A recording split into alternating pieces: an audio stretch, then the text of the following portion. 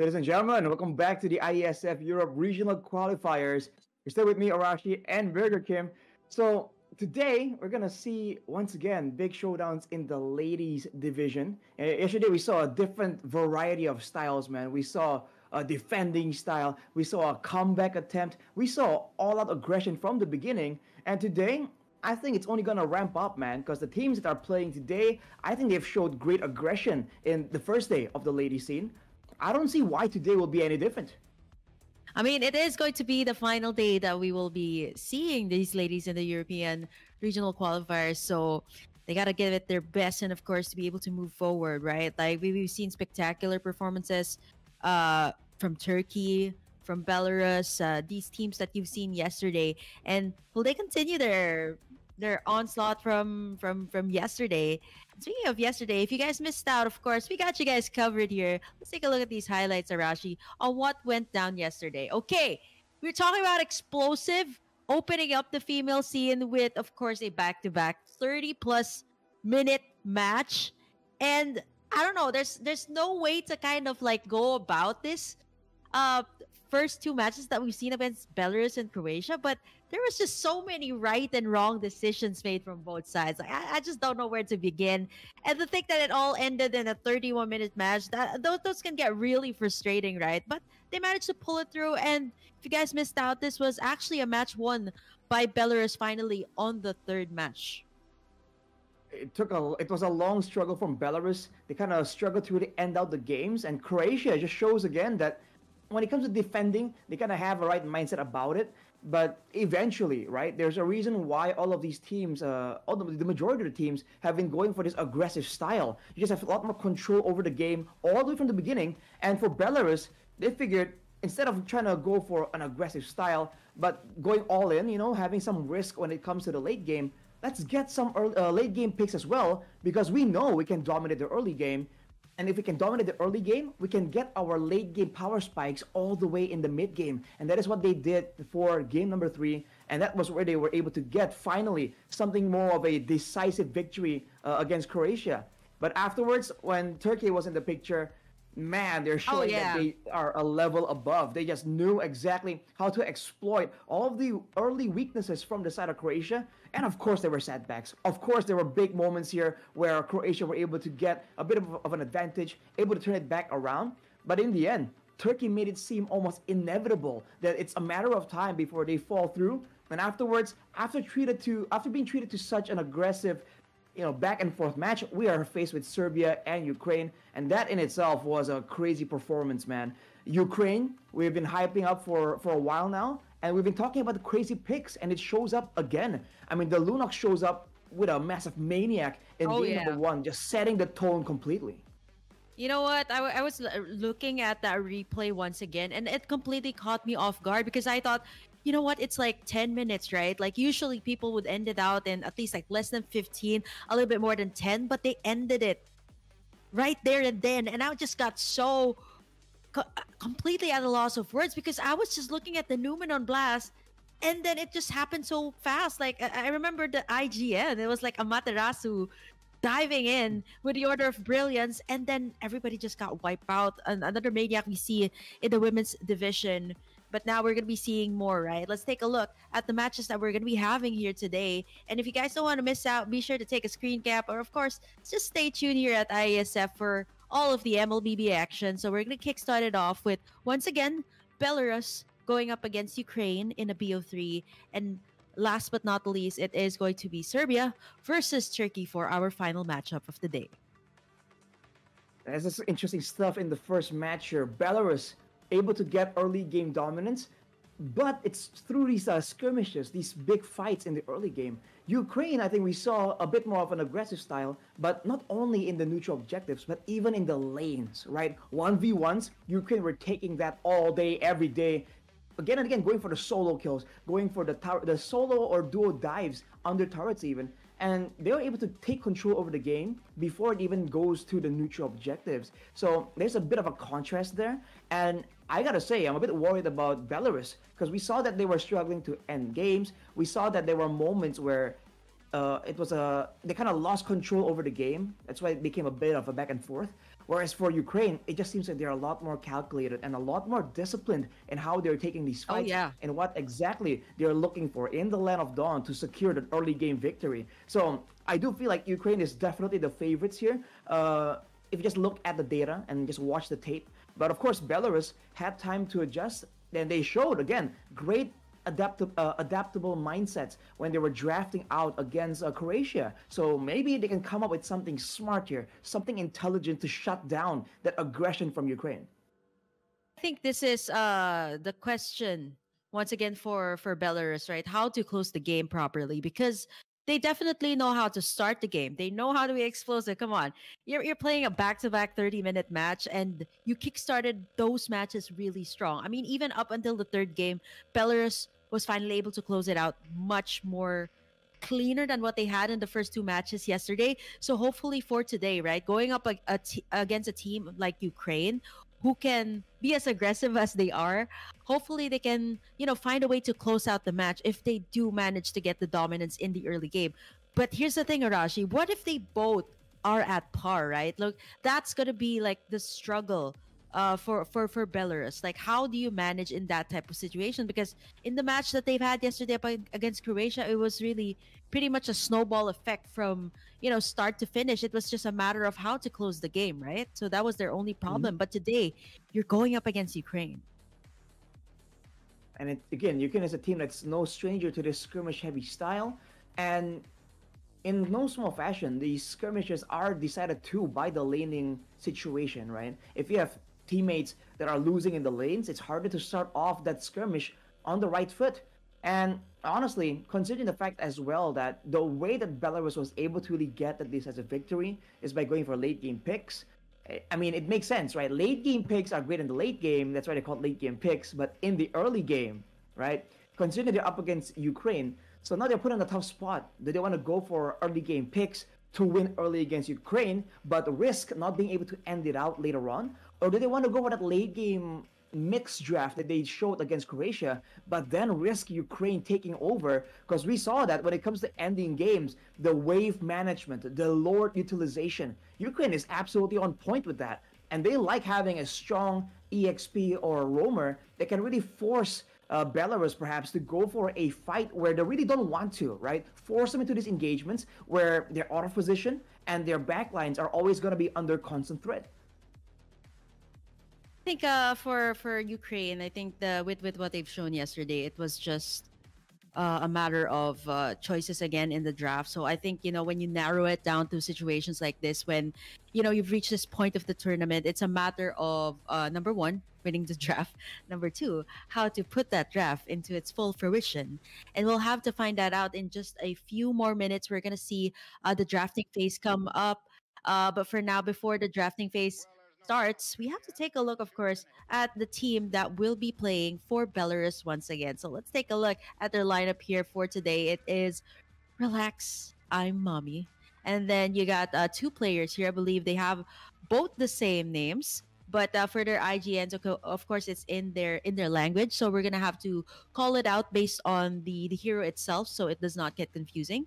And we Mhm. want to call out the names as well properly. But for now, we're going to do that. We also have Myers in the gold lane and Semiao in the roam position for Belarus. What can I say about this team? I mean, there's a lot of different picks that they've shown yesterday, Arashi. I think especially for the jungle position, they've worked with a jungle Carmilla, they've worked with an Alpha, they've worked with a Rome Angela, Chip. So I think there's a variety of strategies that can be put into the mix here for Belarus as compared to the other teams that are a little bit more straightforward, right? Like they have a lot more like they only have like say one straight draft, like they prioritize the Roger and then it's going to revolve around there. But Belarus, like I think I'm so impressed. Like looking back at the clips yesterday, they've really brought out like different kinds of draft for the three games that they've played. So hopefully, coming into this game, right? I'm pretty sure they have a lot of strategies and heroes under their belt, and they might put it out here all in up against Ukraine. I think for Belarus, they've shown that the mindset is always there. Before we get more into like the play styles for both these teams, though, let's take a look at the lineup for Ukraine here. That yesterday were able to have a dominating I mean, really dominating performance. This is Ukraine's lineup with Chaksapok, Sula, Amaterasu, Molly, and Asalia. And as always, Amaterasu, like we're talking about, it's just a fitting name because the heroes that she plays, the way she plays, she's melting Oh, down the members of the opposition. You know, it's a very fitting name, Amaterasu. But back to the how this matchup will play out here, I feel like Belarus has a very intellectual approach to the game, which I like being an analyst, right? They seem to really go for a strategy, and then immediately when it doesn't work, try something new, try something different, and technically just keep experimenting until they find something that really sticks. Which is why you saw that in game number one, where it was like a long game, they didn't really take those fights on the same way again and again. They kept changing their approach, and eventually it did lost them the game. But in theory, right, if they can really elevate their execution, right, on top of this of the smart draft, the smart counter picks and all that, I feel like they have a really good chance of getting a solid game plan that, at the very least, can be quite challenging for Ukraine to try and go up and shut down.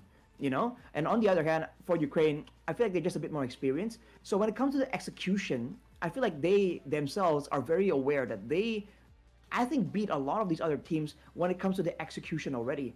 So the only thing that we have to keep in mind is that intelligent approach, right? If they don't really give up anything too detrimental and any massive prio picks or hard counters for their lineup, it's almost like they can kind of coast towards a quite reliable victory at this point. counter picks, prio picks, I think definitely for Ukraine based on, the stats that I have in my handy dandy notebook over here. It is a lot of the prios on the Roger and maybe perhaps the Minotaur here of Kaksa. That seems to be something that they really love and it really fits their composition. And at the same time, Amaterasu can be a little bit unpredictable, right? Like she worked with two heroes yesterday. It was the Zask and the Lunox. So I think with the performance of the Lunox, not so sure if this will be Belarus trying to steal away the Lunox or just completely put it out in the ban list. That can be an option.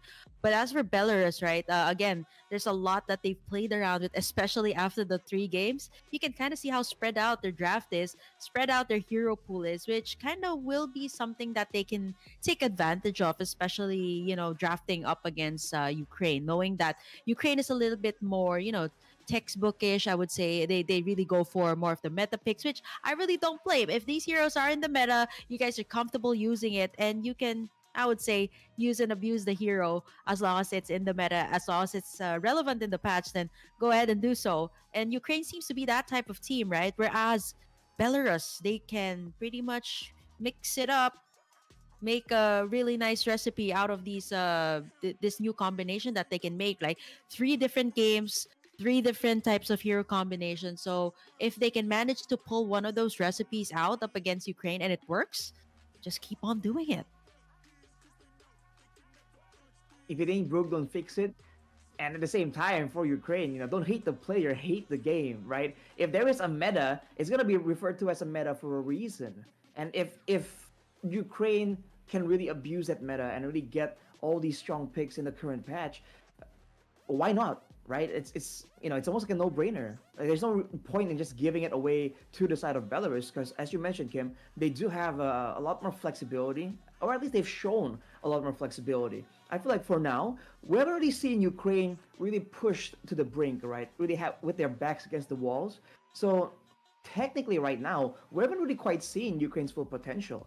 There's a chance that if Belarus is able to find something crazy here, a big combo or a very intelligent, unexpected game plan that can work specifically for Ukraine, there's a chance Ukraine can still show that adaptive side of theirs as well. There's no telling that they haven't really that they're not really hiding any kind of ace up their sleeves here. Because if you saw the few games, it was pretty decisive, man. They weren't really pushed backwards at any point. They maybe lost only a single or at least 2 turrets in the whole game in the Land of Dawn.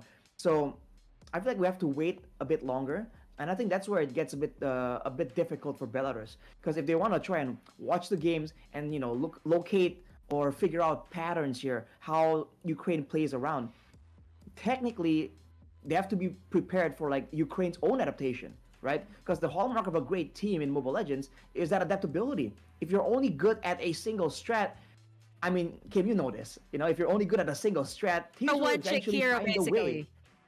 Exactly. We are on a professional level right here. These Hmm. teams are top tier with great minds behind them to try and crack the codes of their opponents. Mm. Well, as you say in a blacklist, right? You break the code, Mhm. but there's a lot of different variations as well.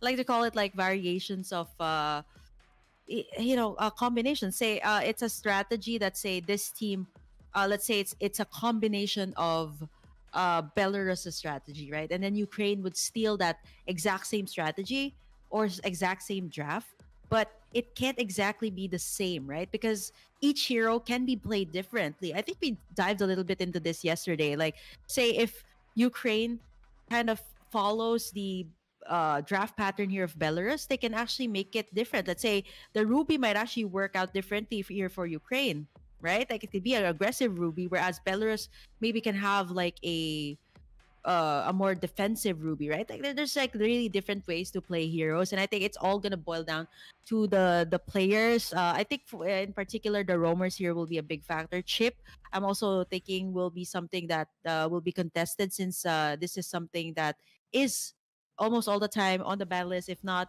opened, it will actually get picked up. There's a heavy center as well on the fighters this time when it comes to the ladies division, so we didn't really see a lot of the assassins, and I don't play them a lot of the times too. Like we see the Ling, Hayabusa, the likes of those assassins being put up in the ban list.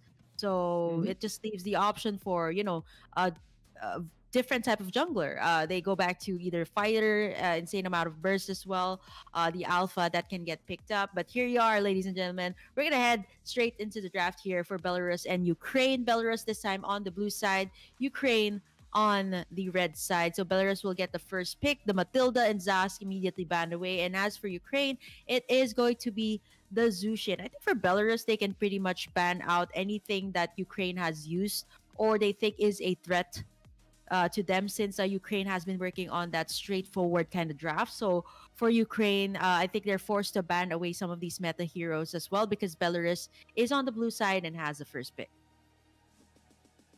Definitely an important first pick right here. But considering that Belarus, we were talking about this, has a bit more flexibility, a bit more calculative, bit more of a calculative mindset when they're trying to draft. I thought that they might really opt for the red side here and go for the counter, right? Having the last pick there that can be kind of adjusted, but they're content going for first pick. And it's a bit of a difference here because for yesterday, I feel like we saw a bunch of assassin bans more than in the men's scene, and that was quite surprising for me. But today, we're seeing a lot of mid lane priority right here, and that makes sense because right now with the way they play, right, with if they want to go for those early game skirmishes, that mid lane we already talked about the importance of it. It's a great source of damage in the beginning, in the early stages. So being able to win in the clear, being able to win in the damage output, at least in the first four levels, is kind of decisive in setting the pace and tempo for the rest of the turtle takes and the rest of the battles when it comes to the mid game. Yeah, the chip is also still open, and the Roger. I think for Ukraine, they are thinking of either banning out those one of those two that I mentioned. If not, they ban out something else completely. One of them is bound to take the Roger or the chip at this point.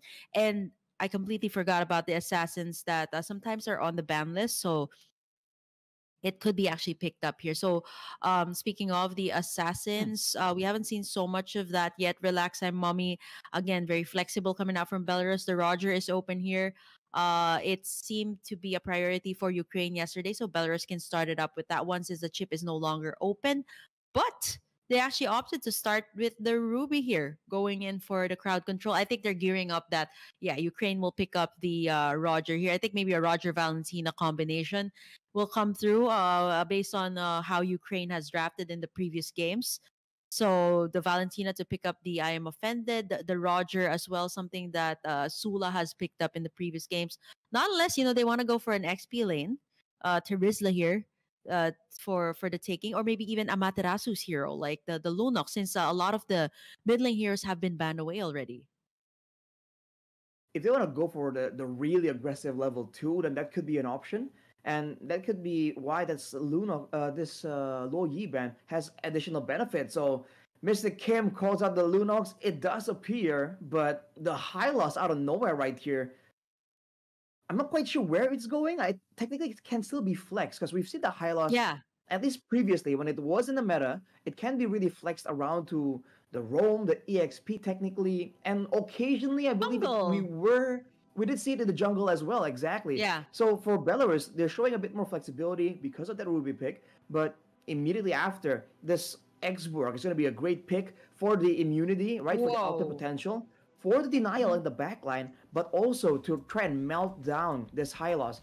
Big, tanky, beefy heroes really struggle against the Xborg, especially if they are low mobility with no gap closers. They're susceptible to getting slowed down and just slowly but surely just burned down out of existence. I like that there's a wide variety of like heroes for the gold lane, and Belarus is like, okay, Myers, let's go for something different as well. I believe this Clint was also picked up yesterday's games for a couple of series, a couple of games. So I think this is a comfort pick. They're also going for pokes, but I'm looking at the Lunox and the Harriet here right now, plus the high loss. Right, it's not gonna be that easy for a Clint. It's very straightforward. The only way out is either you flicker out, right? So there's really not much mobility as compared to maybe say you're a Claude, right? There's a whole lot more mobility to a marksman, but the Clint is just pretty much there. So I don't know. Hopefully, Belarus will give Myers the advantage in the gold lane, be able to get that farm up so she can actually win her lane. But Ukraine is looking really scary, but that is a whole lot of magic damage though for their first three picks. It's a bunch of magic damage, and might want to balance this out, right? Get some physical damage in there as well. But where? And that's the question here. Which role is going to be relied on to do that physical damage, and what kind of hero, right? Is it going to be an assassin here? Because there's a chance that with the Harriet and the Lunox, there's a bunch of burst damage already. An assassin can definitely capitalize on that situation. But if they want to go for something like a fighter, then the Clint that is quote unquote more vulnerable than a lot of the other picks available in the current meta could be punished by something, let's say, like a Lapu Lapu, right? They can just dive in the back. And even if Myers can get out with a flicker, or she'll still take a bunch of damage and be zoned out of the fight. And seeing that skirmishes are so important in this matchup, I feel like that could be a legitimate option. In the gold lane, though, I feel like this Harriet Clint matchup becomes very interesting because part of the if you read the patch notes, part of why the Clint was buffed, it was mentioned that a lot of heroes specifically like the Harriet have been rising up in popularity and making the Clint that used to be such a lane bully just less of a bully. Now we're gonna see Mhm. the two actually go head to head, and I think we're really gonna see whether those buffs actually make that big of a difference, and whether the nerfs to Harriet really kind of toned down this Harriet, or whether or not it's just out of control and that much more important, as Belarus also banned away this Bane. So they're just attempting to be able to move forward properly without being kind of spread apart. And that's a great move because if they do go not S5, if they split apart from each other, the Chaos Order, the Examine Force resets, burst damage coming in from the Harith can allow Ukraine to just get pickoffs and immediately back away. They don't really have to engage in a full-on team fight. And now with the Yuzong, that's even more true. Yeah, I mean, kasi I was thinking of like looking at the first three lineups here of Ukraine. I'm looking at okay, Harriet, they got Magic Burst coming in the form of the Harriet and Lunox, and then they got the high loss with the Glorious Pathway. So I was thinking who can actually reach the Clint, right? Because most of the time you're going to be seeing Relax and Mommy if ever she is the one who's going to be using this, which I think is going to be the case, right? It's a jungler Xborg and then a Ruby. So who's left to take out the Clint or whoever their mid laner is going to be, right? Okay, it's going to be an Aurora. It has to be the Yuzo. So they have somebody already zoning in the backlines. The Aurora, though, up against the first three picks of Ukraine, but not up against the Yuzo. It might be a little bit difficult when it comes to positioning. And of course, the Ooh. Minotaur that Ukraine actually picked up yesterday. So I think they're also no kind of gearing up for a fact that this is a high loss that is super flexible. So they also banned away the Bane in the last game. So I think for Belarus here, they have a very frontline heavy composition, but with their damage dealers though, I feel like I'm lacking that AoE, Arashi. I don't know about you. Like what are your thoughts on the Clinton Aurora here? I know they have like great burst potential once they have the right items, but up against the lineup here of Ukraine that is also equally scaling, what are your thoughts about this, right? Like when it reaches the late game, it might be a little bit hard to position. I think that's my main problem here, especially when they have that Oh, Yuzong. wow. And to add it all up, right? Like with the Glorious Pathway, you got the Roger to actually go in for the like and pounce here. And if their front line is down, it's going to be really difficult. And that is going to be the final lineup here. The Roger usually gets picked up very early, and now it seems like it's an afterthought here for the side of Ukraine. It's like, oh, wow, okay, it's not banned away. Let's pick it up here. Or are they kind of saving the best for the last year? Well, they kind of put that mind game, right? Even you were assuming that the high loss most likely will go into the jungle, but now they just bring out that Roger out of nowhere. And my real concern is just the big team fights. And for Belarus, I feel like that's exactly what they're gearing for. They're fully expecting Ukraine to just go in aggressively. And against a Minion Fury, and I'm offended, Don't Run Wolf King, as well as the Aurora, technically, with all the AoE crowd control, I feel like they are doing a great job deterring a dive.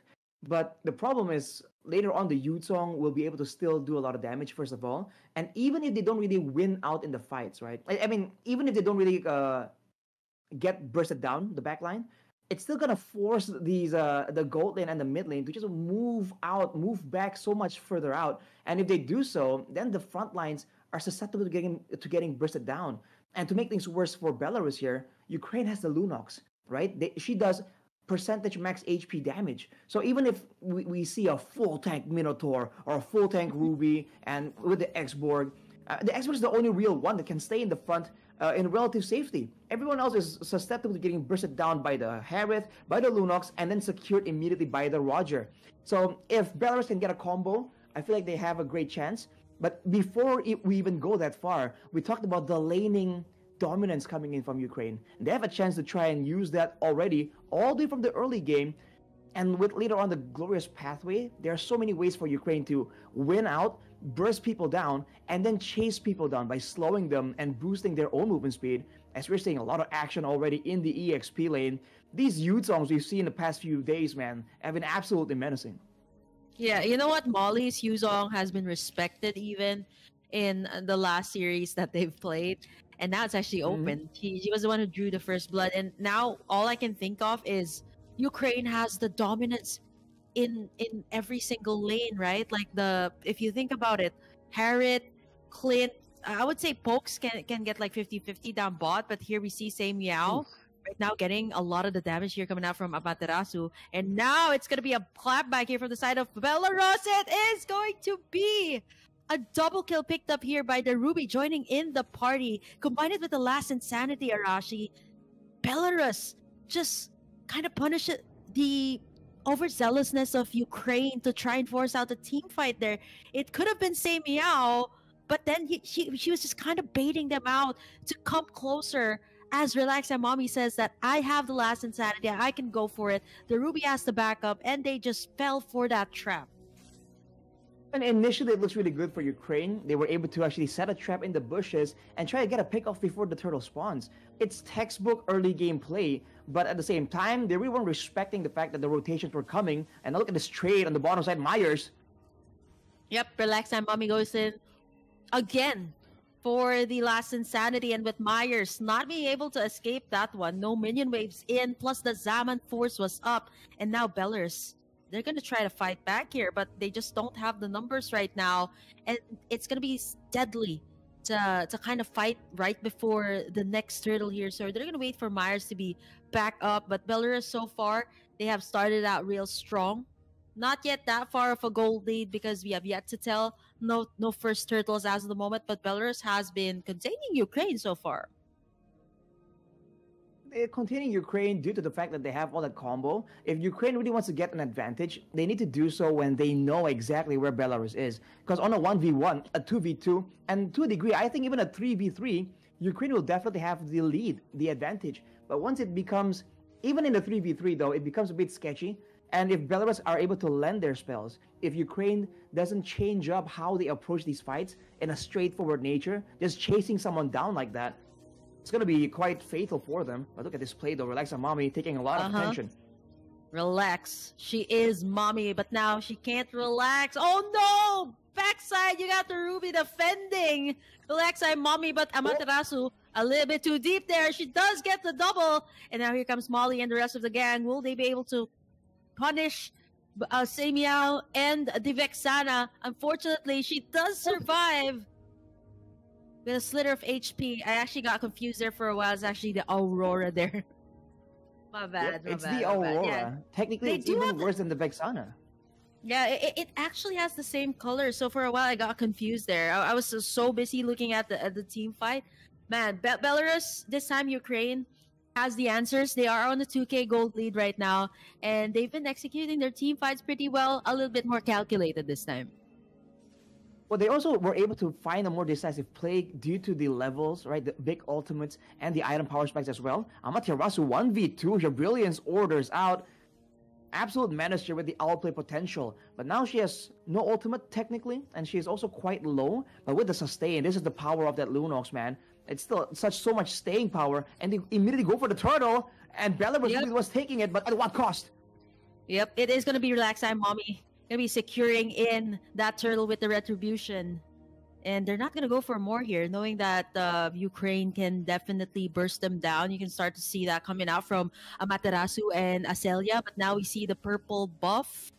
Is it going to get stolen there? Oh, actually, no. It went to... Was that the Aurora getting in the purple buff? Yeah. Okay, so it still went to the side of Belarus, but here over on the top side, though, the Ruby's not going to survive here, as Molly and Sula will do a tag team here up against Belarus. And now Relax and Mommy, the rest of the gang here, going to get sandwiched in between the turrets here as the Black Dragon form is up. Order of Brilliance as well. And Semiao goes in for the Minoan's Fury, but it is going to be Amaterasu picking up the kill, and Belarus will not go for more. It's just such great plays from Ukraine here. The way they were going in, but look at how they were aggressing, right? It's still very calculated. You saw that Molly, it really seemed like she was all in with the Black Dragon form. And before you know it, Semiao committed, thinking that she can actually get a knock-up and prep a kill up for her teammates. But Molly actually saved the Furious Dive and used it defensively. So it's still calculative aggression coming in from Ukraine, and they're still keeping an eye out on the tools available to Belarus, because they do have a lot more compared to Ukraine as of this moment. But with the winning lanes, with the gold finally now starting to shift in favor of Ukraine, I think you can expect a couple more ganks and then immediately movements into the jungle, especially with that EXP lane, Molly, just going out of control. You're seeing that the Ruby on the side of Belarus struggling quite a bit to try and keep up. And by all means, it's a temporal rain Ruby. This is a utility-based Ruby that wants to have more spammable spells in the midst of a big team fight. When it comes to sustain and damage, it really isn't as reliable as a Ruby that you would usually see. And as you can see, right, even the Ruby is forced to clear out the waves. Relax and Mommy does not have the Firaga armor. And right now, with the Glorious Pathway, the Aurora tries to go in for the Frigid Breath. But now, the Minoan's Fury, a setup onto 4, but there was no follow-up. It's still Amaterasu getting in the kill. You see Myers dishing out a lot of the damage, but it's going to be Sula picking up the turtle, the final turtle of the game for the side of Ukraine. And now with Molly's Black Dragon form up, will it be enough to zone the two members here from the side of Belarus? They might actually go in for a sandwich play. They get in the tower and all the resources. And down bottom, Amaterasu still not done. They take down Myers. They take down the turret as well, and Belarus even not able to reach their own jungle resources here right now, as Ukraine is just always one step ahead. What can you say about the items here right now, Arashi, as we are probably heading into like perhaps the 4th item already here, for especially for the gold lane? And the Lunox here is also building up towards maybe like this is a magic cylinder, or glowing one has been built already. So yeah, the gold lead isn't that far yet. It's 5k. So I think for Belarus, they really have to stop Ukraine here before they completely snowball, because it seems like right now Amaterasu is one of the biggest problems that they have to deal with. It's just the balance, right? The aggression and defense available on this mid lane. We talked about sustainability from the Zask, from the Lilia. The Lunox kind of got overlooked for quite a while. Actually, we saw it flexed out instead of being used in the mid lane. But if you look at the items earlier, Molly picked up the Queen's Wings, man. So she's only going to become an even bigger menace as the game goes on. And top of that, you saw that there's a lot of damage available already. Look at that. Yep, Amaterasu again going in for the pickoff. Myers was trying her very best to go in for the kill. But now Sula even. That was just way too close for comfort. Trying to go for the like and pounds there onto Myers. Oh man, 8 seconds before the first lord of the game. Belarus can't even touch their own jungle here right now. And Ukraine, I think it was just a hefty price to give away the Lunox. I mean, they started it out with a Ruby. And right now, even their XP lane is not contained for now, right? The Frigid Breath seems to be stopping the tracks here of Ukraine, but not enough to burst them down. And while this is all going on, Molly is still pressuring the top side as Ukraine moves to go for this free guaranteed Lord. It's just too much front line, too much burst damage, and Belarus technically doesn't have a lot of good front line. The Minotaur has the same problem. The Ruby kind of has the same problem. Sustain base, right? Yep. You need to be alive to actually heal back up your HP bars. And you can say the same thing for the X-Borg. You saw that whenever Relax and Mommy comes in with the Last Insanity, it doesn't last very long at all because she's already so low every single time. So despite having a very limited crowd control on the side of Ukraine, the fact that they have so much damage to follow up on that crowd control just from the high loss or from the Furious Dive Petrify combo, it's just more than enough to just zone Belarus away from these hotspots that they require to get any control in the game. And we talked about the burst damage because Azealia has the Starlium side and Sula has the Endless Battle as well. This is a bunch of true damage, so even itemizing for physical and magical defense won't really help Belarus right now. They require other tools, max HP, or maybe even more HP technically to go up against this pure damage coming in from the side of Ukraine. Yeah, and they get slowed too by the glorious pathway and zoned out by Molly. They have to melt down this Lord. I believe you're really living the moment here, Arashi. Watching Amaterasu just kind of do Amaterasu things here right now as Belarus is really struggling to find an opening. And Molly, though, getting in the Frigid Breath, and this could be the opening that Belarus needed so badly. The Last Insanity here right now. They're trying to go in and try and capitalize on this moment. Relax, our Mommy still has that Firaga armor onto the backside, though their damage dealers are still up. But Amaterasu is trying to get the members here of Belarus. She's really hurts here right now. All the basic attacks. I'm offended onto 3 members, but she gets bursted down in the end. Still by Amaterasu. Again, going for more. She is levels ahead, and even the X-Borg here of Relax, our Mommy just can't take the magic damage coming out from the Lunox. I feel like this has to be respected in the next game, Arashi. If this is actually going to be the case, or if Ukraine actually does take in this game, right? Like, how do you stop Amaterasu? Because every single time she's either protected by Kaksa, or she gets out with the Order of Brilliance.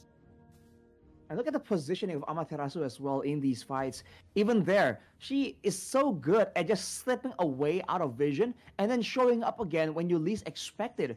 I mean, there, if Belarus didn't notice her, and they noticed her last second, but if they didn't notice and they kind of committed in that, in that tight spot in the jungle, if Amaterasu comes in with a big Brilliance Order on top of the other spells, that's going to be a huge amount of burst damage onto everyone. So for Belarus, they themselves have a vested interest in making sure that they don't clump around each other because they also don't want to get comboed, right? Even though Lycan Pounds can hit multiple people if they are right next to each other as well. So now, without the control, with no base towers available, with the lanes already set up by Ukraine, that's a very quick Lord take. If they can burst the Lord that fast, they can burst anyone from the side of Belarus. This is the main problem. Oh, they've been doing that.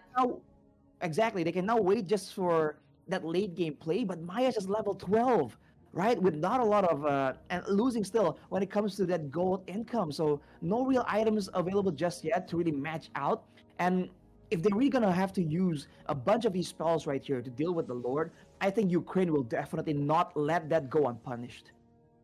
See, this is what I was talking about the Clint, right? There was a priority on this earlier. I get that it's the pokes, it can benefit from some of the newer items, but going up against a Harriet and a Lunox, which Ukraine has picked up first, it's going to be very difficult to position yourself, right? Like, and when your frontliners are out, like I'm talking about Relax and Mommy, Say Meow, and even the Ruby, it's going to be difficult. Here comes the Glorious Pathway. Amaterasu Oh, again going in for the Aura of Brilliance. There goes the Minoan's Fury, but everybody from the backside is really low.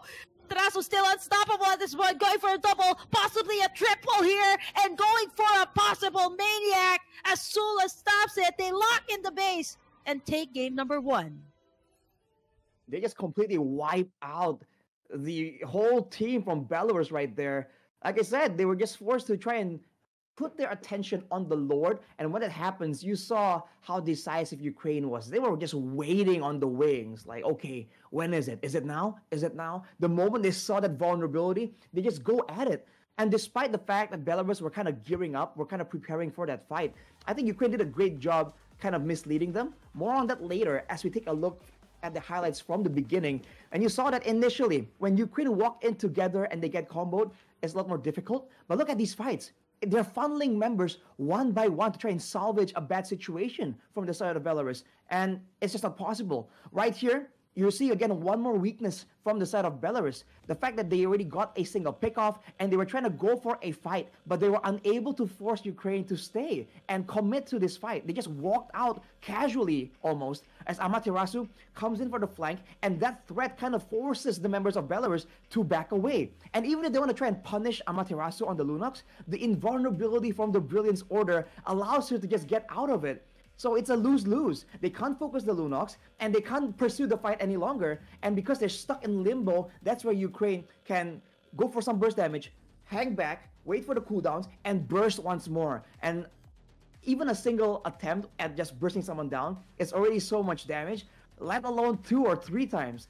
And in that final fight, like I was saying, man, you saw that the Minotaur was trying so hard to make a play, even flickering on the backline. But the issue is they were separating the main carries there. The Herald and the Lunox were so far apart from each other that the Minion Fury cannot land on both. So Belarus was forced to pick one to try and crowd control. But Ukraine was so far ahead that if the Herald gets knocked up, then the Lunox can just melt everyone down. If the Lunox gets knocked up, then the Herald can still just delete everyone. And that's before even considering that the Roger is in the picture. So from the drafting phase, I think things definitely have to change for Belarus. Mm-hmm. Well, I think for Arashi here, he's just too amazed at what happened there. Like it was just a matera. So I think I just have to like add this before we head on to our short break. Like I thought I was gonna get deja vu because that was like a triple kill, right? That exact same thing that happened in the match where Amaterasu got in that Lunox, right? Like she got a Maniac, a Mhm. triple, and eventually the game ended. So I thought it was gonna be a little deja vu there. Arashi also blurred up a little bit with how intense Yeah. he felt about the entire match. But you know what? We have to take a little breather here first because we weren't used to this because yesterday we got in like back-to-back 30-minute matches, but for now we got quick matches and a quick break, so don't you guys go away. The IESF women's regional European regional qualifiers will be right back, like different heroes. So I'm not so sure what's this Clint like, what's the idea behind this Clint? Is it to directly counter out the side of Ukraine, or is it something that they recently got comfortable using? So now it's actually okay. So it's a redraft completely, by the way. Just a little update for everybody who has just tuned in. This is a direction coming out from the IESF and the production team. So complete redraft. It's an Angela, Carmilla, Chip, and then you got the Zas, the Zushin, and the Lunox that was finally respect banned here for this game. So this means that the say the Yuzhong, like the likes of Yuzhong, are still up, but Ukraine actually starts it off with something real spicy themselves. Still going for the high loss first pick. Belarus, of course, goes in immediately for Relax Time Mommy's XP or sorry, X board rather. For the first pick, it's a heavy priority. Say Meow, will you go for perhaps a roamer pick here this time or something different. Okay, Hmm. Leslie this time, but true damage, especially when it comes to the late game, you got in burst. But how's this gonna perform up against whoever Ukraine's gonna pick up as their gold laner? The Yuzong is still open here, as well as the Roger that can. The Roger might be a bit difficult Oh, though, but it's still, this is looking really weird and a little bit of a deja vu. But you know, Ukraine's like, okay, you know what? We'll pick up the clan ourselves. Let's go that route. how to But turn tables, man. The cliff now yeah, in the hands of Ukraine. And on top of that, I guess they're really Ukraine really values being able to have that chase potential with the glorious pathway. And I do oh, wonder there you go. if they really think that Belarus won't go for that Yuzong. I don't get like why, right? I mean, I feel like if Belarus really wants to try and win out of the XP lane, the Yuzong becomes a no-brainer. But we haven't seen them really prioritize that as well when they do have a chance to pick it up. So they're going for a very true damage oriented strategy here with the Xborg and the Leslie. But now for Ukraine, they have a lot of damage and they have a lot more slows here from both the Hylos and the Bane. And when it comes to it becomes a more front to back burst heavy style from Ukraine, which is why the Matilda could be good here. Leslie and Matilda together can be very elusive, very difficult to catch, and I do believe that right here Belarus should ban away the Yuzong. But if that's the Yeah. idea, then I do wonder if Ukraine, I think they can go for more damage or they can go for a Wow. hero with more crowd control. Look, it's massive respect to Amaterasu. They're not even gonna let her play. Look at the bans here, Arashi. It's like all for bans. Ban Amaterasu. Valentina, I would say I think these are I would guess standard, but both the Zas and the Lunox have been used by Amaterasu. So I think in this game, this is gonna be the first time I'm actually gonna be seeing her play something different. So for Ukraine, I think they still need somebody in the mid lane as well as the XP lane. So somebody that can go head to Hmm. head, of course, with Molly. So the Yuzong. Terizla, I'm thinking, but there you go. They're Yuzong finally respected here by Belarus. A little bit too much to give, though. If I would say, if you still have that, you got Leslie, right? So you wouldn't. Even though there's the Matilda there, the Yuzong still has really great backline access. And under the hands of Molly, you've already seen it. She can dominate in the first few minutes of the game. And I think that has been respected.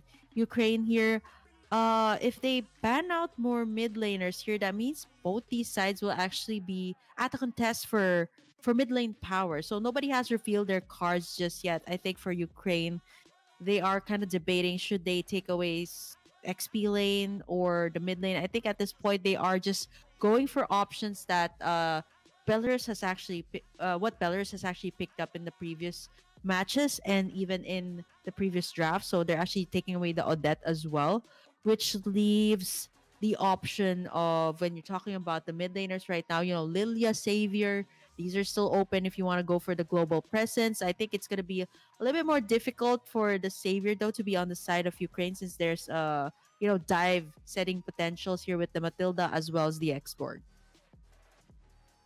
Yeah, there's that potential, but with the backline being so vulnerable, I'm wondering if something like a Masha might show up, big HP pool to tank up that true damage, and you can just delete something like a Leslie that's relatively immobile with the Thunderclaps as well. So I feel like that could be an option. But Belarus shows again that they go for this Edith, and now without the Yutsam available for Ukraine, there's not a lot of heroes that can kind of just go toe to toe and be as flexible with crowd control, damage, and wave clear as well. They can go for Terizla if they want to have that beefy frontline member, but I feel like they want to get something with a bit more chase potential, a bit more aggression here, because otherwise they're really relying only on the glorious pathway. And technically, there's a bit of a conflict of interest here between the Bane and the Hylas. One wants to kind Mhm. of slow them down, and the other kind of pushes them away with the deadly catch too. So it turns out it's gonna be a Ooh, farsa though for the side Barca. of Ukraine, bringing out the burst damage, and that's a great option here, along with the Terizla. I feel the Terizla kind of suffers here from all the true damage sources from the side of Oh, Belarus, yeah. but considering the combo available, right? Penalty zone, maybe set up with a glorious pathway into the feather airstrikes. it's looking not too shabby from Ukraine, but they do have a lack of spammable engage crowd control. I guess that's where the Hylas really comes in. Oh, As Belarus doubles down, they want to go for this very slow late front to game. back, and they're trying to win out when it comes to the damage output. But this is the same story from game number one. It's long, prolonged damage output compared to like burst damage coming in from the side of Ukraine. And they still have the same enabling tools like the Hylas, and they were able to actually get so much value purely from the Hylas earlier on, right? Just the Hylas walking up, stunning the Xborg, stunning whoever, and then following up with a lot of burst. So with the Farsa now, there's a bit more AoE in the picture as well. So I think Belarus needs to be a bit more careful, and they really need that late game if they really want to be a real threat, if they really want to try and have enough damage that the Terizla and the Hylas need to respect it and have to constantly back away. Yeah, I'm actually, maybe for some they don't understand the logic behind picking up a Sicilian. Like usually, they'd go for mid laners right now. It's like top picks are usually the savior, right? Like why go for the Sicilian up against the Farsa who has great AOE, but not a lot of people know that it's actually a counter out to the Farsa, like the Sanguine Claws, right? Like and it has been buffed by the way recently in the current patch. So when you have the Sanguine Claws up, it can kind of cancel out the Feathered Airstrike, or yeah, can disrupt the Feathered Airstrike. So I think that's good as long as again the positioning is going to be crucial here for the damage dealers of Belarus. So I think they have to watch out for the penalty zones. Although you did mention that the Terizla is going to suffer a lot of the true damage, plus the insane burst when it reaches the late game. So I think with that being said, the only CC they're gonna have is gonna be the Terizla when it comes to the team fight, because the Hylos is more of okay, protecting your back lines, somebody that can slow down the enemies before they can reach the damage dealer. So I think the Terizla is the only one that has that playmaking capability as of the moment. And for Ukraine, I really feel like they also have a bit more like a hidden change in how they want to play this out. Because of course the Farsa can't really deal with tanks as well as the Lunox does. It doesn't provide the same kind of burst damage. But look at how much more active Amaterasu can be with the wings by wings, just roaming around and clearing the waves so much faster. Right? The Lunox can still clear earlier with assistance from the Minotaur, from the Hylos, my bad. But with the Hylos and Farsa, it's going to be very difficult for Mathilda and Sicilian to try and keep up with it. Of course, with the bad impact spam, won't be too much of a problem, but it still means that Belarus is going to have to be a bit more careful. And with all this pressure, they now have a Bane that is kind of notorious for clearing fast in the jungle as well. So all these factors kind of lead to the same playstyle with a bit of a difference, but I think it's an important difference that Belarus needs to try and adjust for. Okay, Ukraine right now, they're gonna try to go for Relax and Mommy Molly, doing her very best to actually take down the Faraga armor. But down bottom, you also have two laners here. Mid laners going in for that level 4 power spike. Sula already starting it up, but with the pokes coming out from Molly's basic attacks here, it's actually caused Relax and Mommy to lose in that Faraga Ooh. armor, and with the penalty zone. Just one fell swoop, they take down Relax and Mommy, and now with the Bat's impact, Bat's feast, it's not going to be enough. The Guiding Wind saves the day, but it is going to be Sula, Ukraine, picking up that first turtle of the game. A bit too overzealous from Belarus there to send the X-Work to start a turtle, and yet still not having the prio from the EXP lane. Looking a bit greedy, and that causes like Relax and Mommy to lose the Firaga armor and stick around without it, leading her to just get immediately, smashed by that penalty zone. Belarus needs to kind of understand really how the neutral objective kind of plays out from the laners, right? Because I think the jungle and the roam kind of know what they want to try and get when it comes to the prio, the control in the bushes and all that. But the laners need to be on the same page as well. I think this time, for Belarus, they've gotten in their lanes. Again, the mid lane is much better when it comes to the clearing, so the Sicilian can clear pretty fast, as well as the Farsa. But now it is going to be Molly again. Miss Molly down south over at the XP lane. What can't she use? Every single hero she's been using, she's just way too good. And this just gives so much advantage to Ukraine to even more like to dominate the lanes even more. Ooh. The feathered airstrike takes down Say Meow, and now the tower up top is also gone. The Sicilian right now is gonna have a hard time, and even Relax Time Mommy, she's forced to actually frontline here because if you think about it, you have a Matilda as your roam, right? So your jungler is forced to frontline for heroes like the Sicilian, for heroes like the Leslie here of Myers. So she has to be the front line here, whereas the Edith here down bottom has been bullied here by Molly almost twice already in a row. So now they're gonna actually do the exact same thing. Sandwich play possibly. Say Meow knows that as well. She's gonna be rotating towards this side, but that's gonna leave the turtle pit open. There's a chance for both teams to go for it, but with the Mathilda, usually you want to take advantage of the really strong trades you can get in the early levels, but Samiao has not been allowed to do so. That's because Chaksa has been hiding out in the bushes. Look at this play though, Feather Airstrike.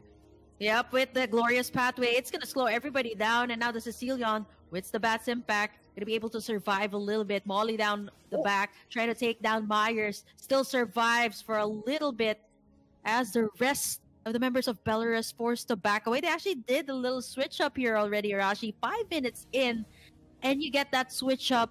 You got Acelia down bottom, going head to head there with the Edith that has been contained in the lane. And as you can see, it's so early. This is what Ukraine is doing, right? Get their XP laner to join in these team fights, and it's going to be so much more easier for them.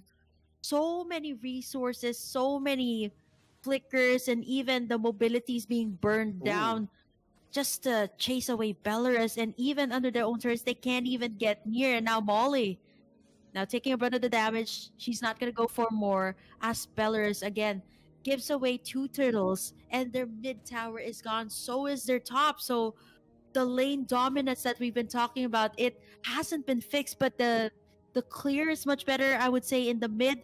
But in the gold and the XP, it seems to be that the laners from Ukraine are thriving once again. It's just because of the rotations. I mean, we thought the Lunox was going to be a problem. Well, the Farsa technically becomes a problem a lot faster compared to the Lunox. It requires some items and really only was very strong in the level 1, level 2 trades. The Farsa, all the way from level 4 until even late in the game, you're going to have a lot of burst damage available to you from a lot more unexpected spots compared to the Lunox.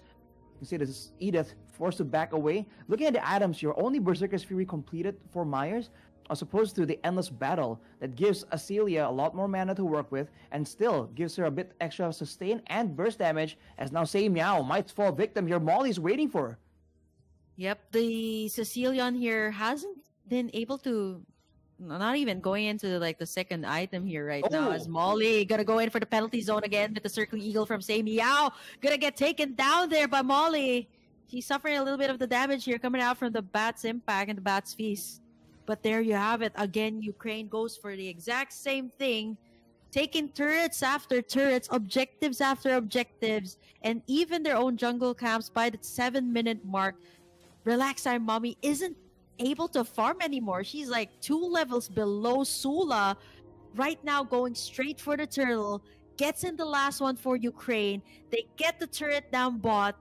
And honestly, it's a low kill score count. And I can't believe I'm saying this myself. Like, 1 feathered airstrike, 1 penalty zone, it's enough to burn out these flickers from Belarus. It's because they're just so much more vulnerable right here. A lot more squishy targets available for the side of Ukraine to burst down. It all depends on how well they can focus down the Sicilian later on. Because by all means, we've seen more of a front-to-back approach here from Ukraine. It's just front-to-back, but burst reliant. And they don't really, they're not even relying too much on basic attacks from Acelia here. So it's all about making sure that the guy in the front takes a huge amount of damage. Later on, though, the Sicilian can kind of help that out, but Last Insanity already gets used. It's a great way to clear the wave, but Ukraine is persistently staying there. They're just going to be poking the towers here. And even the Edith forced to zone everybody out. Back to safety. She does not have the flicker just yet, so any single feather airstrike that could cause her to come down real low, 1 deadly catch, or maybe even the poke coming out from Acelia, it's gonna hurt. And now in the purple buff, it's actually stolen away. Belarus got managed to taken by snag it this. for themselves. Yeah. Got taken by the Yep. Sicilian. That's a great win in the grand scheme of things, but that means that Relax Amami is going to be even further down when it comes to the levels and the goalish pathway. Though, oh, penalty zone! And the penalty zone. Yep. Again, they've used the flickers out, the feathered airstrike. That's going to be 2 down. 3 left to defend here for Belarus. They back away. It's their damage dealers, but the one that's fronting here is going to be Samiao. They're going to get in this first inhibitor on the mid. Are they going to go for the straight push? Oh, man. The slows from the Ring of Order. It just slowed down the Sicilian. Yeah, it's an didn't insane even have amount the of slow flicker. right here. Oh, There's man, nothing they can really do right there, and the burst damage also coming through from Ukraine. Dude, you saw that the moment the Sicilian walks up, gets immediately deleted there, and that's before Amaterasu was even in the picture. So that long-range ultimate now is becoming a problem for Belarus, showing again that for Ukraine, the Lunox would have been great, but it doesn't mean that Amaterasu is locked out. Even with all, 6 bans targeted towards Amaterasu, she still finds options here that really is beneficial for the team. Later on, even when the Sicilian has that damage, there's a chance that Ukraine can just use that feather airstrike to zone the Sicilian out, right? Without really allowing him to actually get anywhere close to the fight. And later on, he will be able to come in eventually, but at that point, it might be too late. The rest of the members from Belarus might already be taken out as Relax Mommy misses that camp. Does not get it. You're seeing them starting to fall apart when it comes to the execution with the ways arranged by Ukraine to connect at the same time right here. Belarus, I think, will lose all their base turrets unless they do something drastic. Yep. End up against this Lord, so they have to melt this one down first. So all the inhibitors should be gone if they manage to take it. Immortalities have been purchased, and the feathered airstrike already very early on. Circling Eagle by Samiao onto her death. And now the Bat's Feast and the Deadly Catch, all the ultimates being used here right now to defend the base. They got the minion waves here on the middle lane. Is this enough for Ukraine to get that WEC slot? And there's the penalty zone by Molly once again. They're locking in the tower here. It's over. Ukraine will take that slot to WEC and take this series with a 2-0. Dominating performance as always from Ukraine. It's just so good. Wow. I mean, they just wait for the right moment. It's like they can kind of predict already how Belarus is gonna try and move around and try and defend. We were hyping up Belarus as this the intellectual team here, but I think Ukraine kind of holds their own.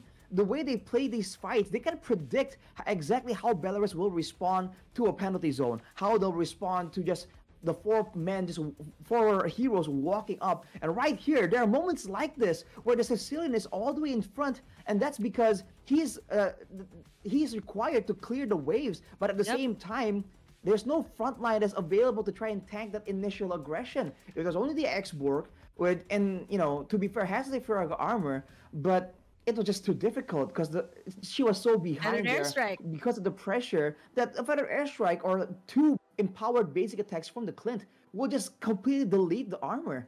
So there's no front line. There's not enough damage to be traded back because the late game isn't really as decisive. And even on top of that, the AoE, right? They got rid of the Lunox in exchange for the Farsa, but that means there's going to be a lot more AoE available for Ukraine, and you're seeing that becoming a problem because the Leslie has damage, right? She has items, but it's only single target, and the Clint is hitting everyone in between every single time. And even even for the Sicilian, he just wasn't allowed at all to walk up. So the mid range compared to the long range from the Farsa, the fact that Ukraine were able to find that pick in the middle of the drafting phase that was already chaotic, that was already done for the second time, finding a pick there that really shut down anything that Belarus can do shows again that Ukraine not only has that execution, but also that calculation, man. Man, I'm a fan of Molly here right now. Like, come on. Oh, what can't she use? The penalty zones are just on point. I just have to say, right? Like, we were so focused on the feathered airstrike that really did zone everybody away. But the penalty zones, man, those were the one that set up the traps for Ukraine to take down Belarus. And honestly, what what a spectacular series nonetheless from Ukraine, and they're going to be heading or moving forward here for the European regional qualifiers of the women's division. But for now, before we head over to our next series, we're going to take a break first to give you guys a little bit more time. But grab those popcorns. We'll be right back after this break. We're going to have more MLBB action, so don't you guys go away. Stay tuned here at the IESF European Regional Qualifiers for the women's division.